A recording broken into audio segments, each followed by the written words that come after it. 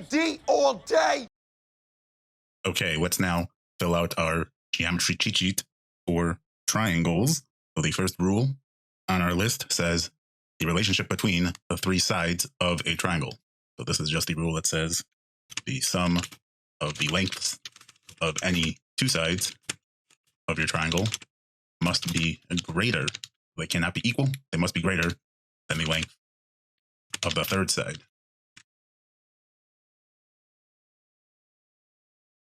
So if I have a triangle that looks like this, and it looks like a legitimate triangle, but then I tell you that the lengths for its sides are 3, 4, and 7, even though this might look legitimate, this is an imposter triangle. It is impossible because 3 plus 4 is equal to 7, and the sum of these two sides must be greater than 7. So, whereas if I had a triangle like this that looked similar, but now it was labeled as 3, 4, and 6, now this is legitimate. And to determine that, you really have to check it 3 ways, right? Because you need to check that 3 plus 4 is greater than 6, 3 plus 6 is greater than 4, and then also 4 plus 6 is greater than 3. So because all of those things are true, this guy checks out. One way they like to test this rule, because it's a pretty simple rule, and I think nothing gives the GMAT test writers more pleasure than taking an easy concept and finding a way to test it in a complicated way. A lot of times they'll say something like, what are the possible lengths for side X? Or what is the range for side X? So to do this, if you want to find all the possible values that X could be, well, X has to be less than the sum of the other two sides. And it also, though, must be greater than the difference of these two sides. So in this case, X must be between 10 and 4. It cannot be equal to 4 or 10. It must be between those two values.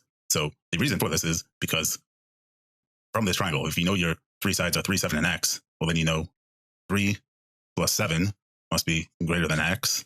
And you know 3 plus X must be greater than 7. And you also know that 7 plus X is greater than 3. Now, this last guy here is not really relevant, right? Because 7 plus anything is going to be greater than 3. So this doesn't really even tell you anything. And so from these two, if you want to just then get them in terms of X, this is telling you X is less than 10. And then if I just rearrange this guy here is telling me X must be greater than 4. So between these two guys,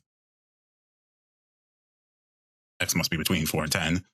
Another way of putting that, X must be less than the sum of your other two sides, but it also must be greater than the difference of those two sides. The relationship between the three side lengths of a triangle and its angles. This is our rule that says the relative lengths of the three sides of a triangle will correspond to the relative size of the angles opposite those sides.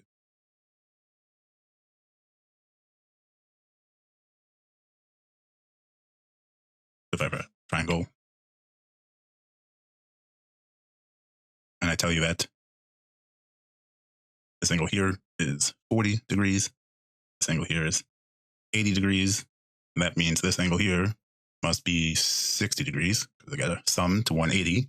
So if I was to then say the lengths of the sides for this triangle are 5, 10, and 7, and then I asked you to label where these lengths should go, well, you would know that the smallest length, so the 5, has to be opposite the smallest angle. So this guy here is the 5. Your middle length, so the 7, has to be opposite the middle angle, so that would be opposite the 60.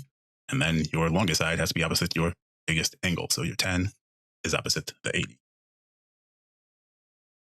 Relationship between the three sides of a right triangle. So this is just Pythagorean theorem. Once you know you have a right triangle, and this side has a length of A, this side has a length of B, then you know that a squared plus b squared is equal to c squared. So c is the length here, the length of your hypothesis, or your hypotenuse, I should say. So your Pythagorean theorem, when you find c squared, remember, that is not the length of your hypotenuse. The length of your hypotenuse is still just c, and so c is really equal to, because that's usually what you're trying to find, that's going to be the square root of a squared plus b squared. But usually this is the formula that people remember. Just remember, to get c, or to get the length of your hypotenuse, you just got to take the square root of that guy here. Common Pythagorean triplets. So I don't know if we talked about these. These are things that might just save you a little bit of time.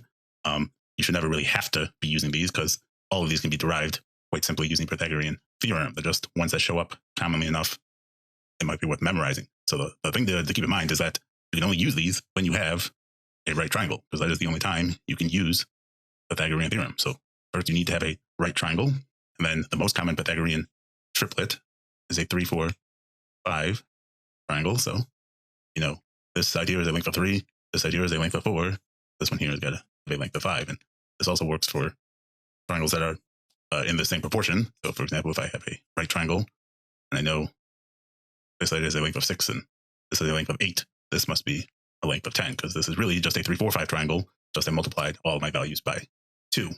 So the mistake to avoid is assuming you have a 3, 4, 5 triangle when you don't know that you have a right triangle. So if I give you a triangle like this, they say this is 3, and they say this is 4, not say this guy here is 5. That would only be true if this angle here were a 90-degree angle, which it does not look like it is. The side ratios of a 45, 45, 90 triangle. So this is our first special right triangle. So first it's got to be a right triangle.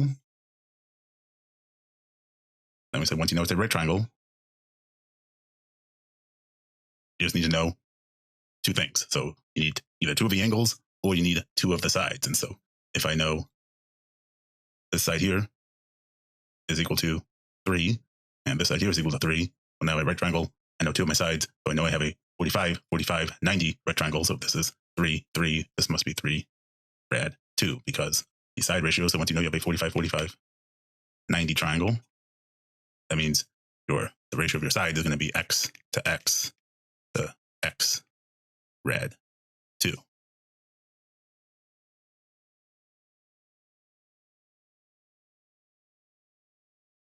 And we also said common code for a 45, 45, 90 triangle is sometimes they'll say if you have a isosceles.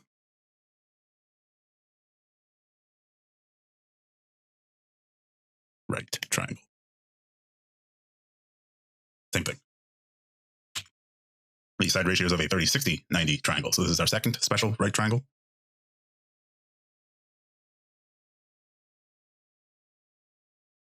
If I know I have a right triangle, then I say this angle here is 30. So now I have 2 things I need. I have a right triangle and I have 2 of my angles.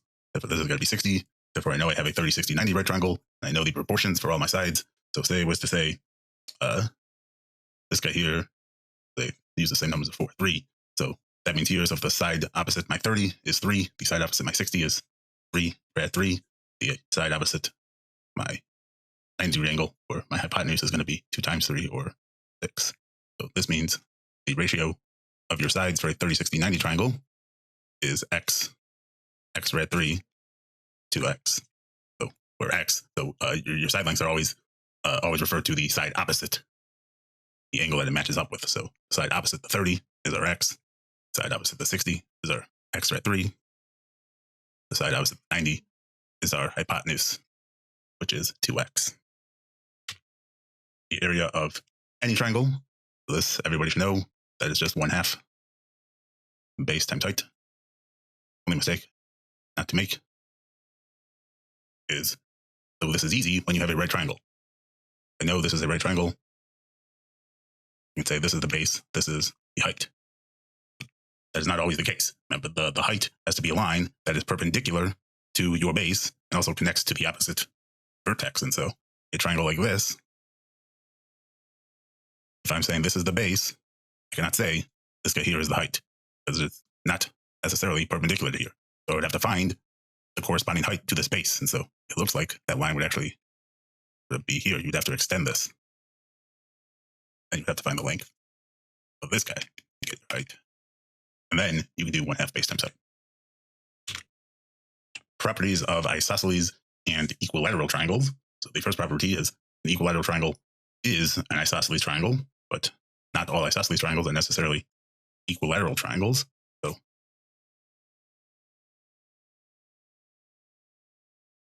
with an isosceles triangle,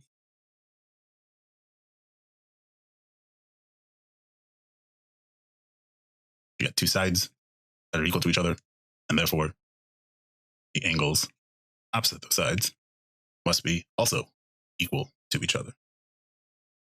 And also with isosceles triangles, we have isosceles right triangles, which we said before is just a 45, 45, 90 triangle. Now with equilateral triangles,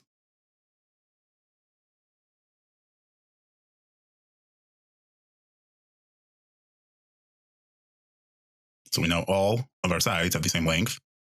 Here we said these two sides are the same, so x and x. Well, here we know all three sides are the same length. Therefore, the angles opposite those sides must be the same. And since the sum of the angles of a triangle is 180, we know each of those angles has to be 60.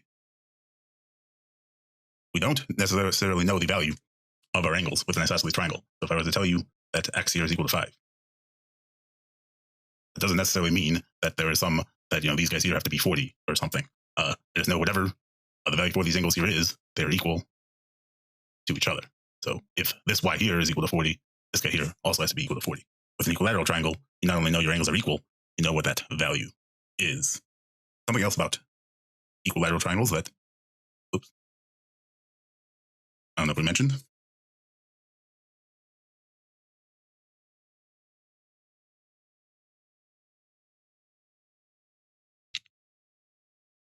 You can find the area of an equilateral triangle with a special formula.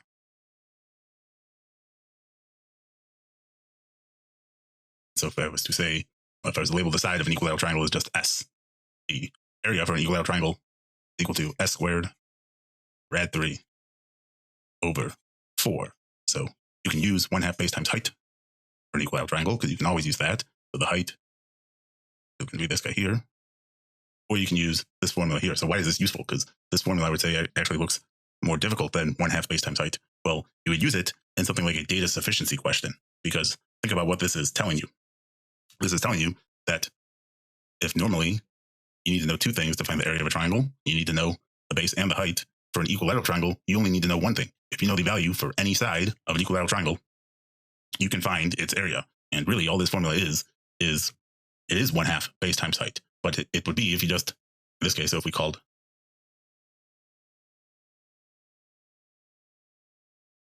all of our sides S, then we just got our height here in terms of S, and then did 1/2 base times height. It would give you this formula here. Rules for determining similar triangles. So similar triangles, they're going to have all corresponding angles are equivalent. I think sometimes people just think, oh, similar triangles, that means all the angles are equivalent. But that sort of makes it sound like you have that they have to be equilateral triangles, which isn't necessarily true. So I always say all corresponding angles are equivalent. All sides are in the same proportion. So this is true once you have your similar triangles lined up so that their angles correspond properly. So if I know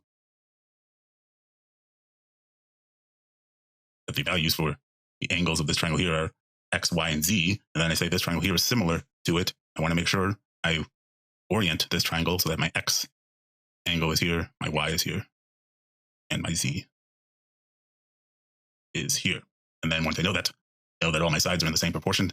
If I said this side here is a length of A, and this side here is a length of 3A, well then if I said this side here is length B, this guy here must be 3B.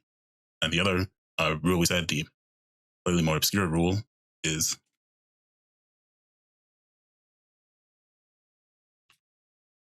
if you have a height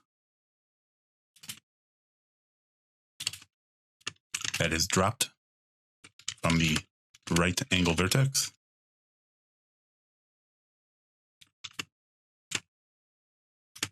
of a right triangle,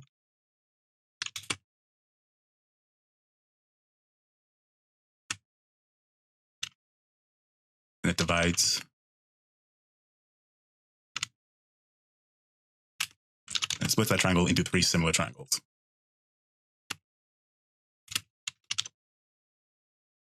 The diagram for that looks something like this.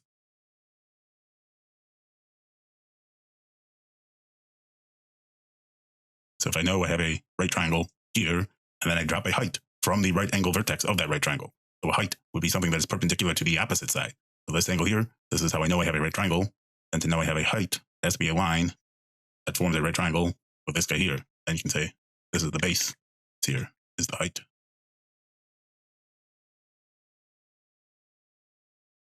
So in this case, then it would split this triangle here into three similar triangles. And then remember, you have to make sure you orient. I like separating them out. But you have to orient those triangles so that their angles line up. So those three triangles are this one here. So if we say this is triangle A, we got triangle B, then the third triangle is the big triangle. But remember, that is also part of your entire set of triangles. The rule for a right triangle inscribed in a circle. So this said, so first what is inscribed? So inscribed means a triangle that where all three of its edges, all three of its vertices touch the edge of the circle. So if you have a triangle inscribed in a circle, and it is a right triangle,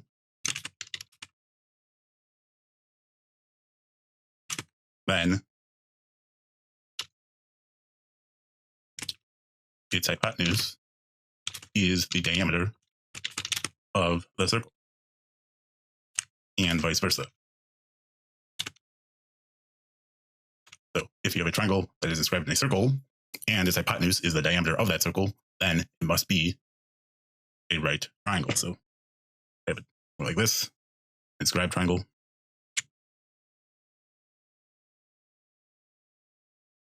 It look like this.